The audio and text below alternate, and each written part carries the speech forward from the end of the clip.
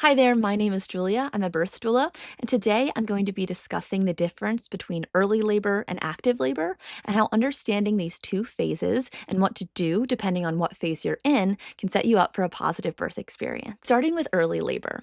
Early labor is usually the longest phase when your contractions are just starting to settle into a pattern. You might have been feeling Braxton Hicks contractions or practice surges days, if not weeks before, but it really is settling into a pattern that might look something around every 15 to 20 minutes apart, and they're lasting about 20 to 30 seconds in length. So what's happening during early labor? Your body is releasing a hormone called prostaglandin, which softens the cervix. Your baby is starting to nestle in and engage in your pelvis, and your contractions are likely getting you dilated from 0 to 4 or 5 centimeters. And it's also important to note that you could be 1 to 3 centimeters dilated well before early labor in the last few days and weeks of your pregnancy. So know that there's nothing wrong. That is completely normal. One recommendation I give to most of my clients is to go about your life until you can't in early labor.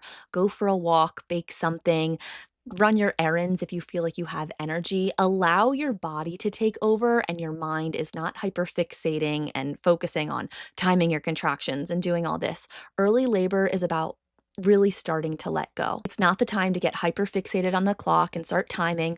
Just kind of go about your day until you can't anymore. For comfort in early labor, especially if you're laboring at home, you might want to go on a walk, maybe do some restorative yoga.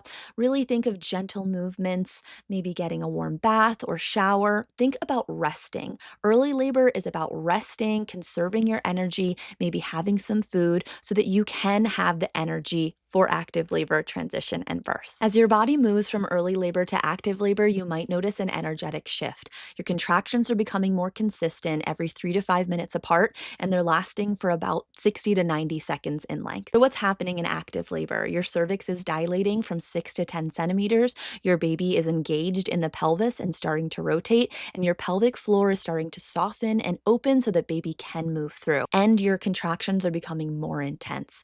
You'll notice with the more consistent contraction pattern, these contractions in active labor require your full attention and a deep primal focus. We often see women going deep within, really focusing, closing their eyes. You might notice a hum or a low mooing sound with these, and you really can't be distracted. You'll feel a full wrapping sensation around your lower abdomen and lower back, and you can't help it. It just requires your full attention. Active labor is when you start thinking about intentional movements, really leaning into what your body needs in the moment. If you're having back labor, maybe you get on all fours, side lying positions, sitting on the toilet. I always recommend changing positions every 20 to 25 minutes or every 5 contractions. This is where we want you to move strategically. It can also be beneficial to know where baby is engaged in your pelvis. So you might have heard the term station. So whether baby is high up in your pelvis, low in your mid pelvis, or working their way down, really understanding where baby is can help decide which position is best for you in the moment. Some comfort measures in active labor include counter pressure. So you want to think hip squeeze, double hip squeeze, sacral pressure, a hot compress maybe on your lower belly or back, a cool compress on your forehead or the back of your neck. You can also think about water immersion at this point. If you don't have access to a tub, put a chair in your shower and just let the warm water fall on your back. This is a great time to also use HypnoBirthing, using those visualization cues, using those anchors, keeping the space very dim, creating that cave so that you can go within. We want you to lean into what your body needs. Trust in yourself and your innate wisdom to birth your baby. You know how to birth your baby knows how to be birthed. Remember that there is no right way to labor. You and your baby will find a rhythm naturally. The key is to allow it to happen, to listen to your intuition, to figure out what it is you need in the moment,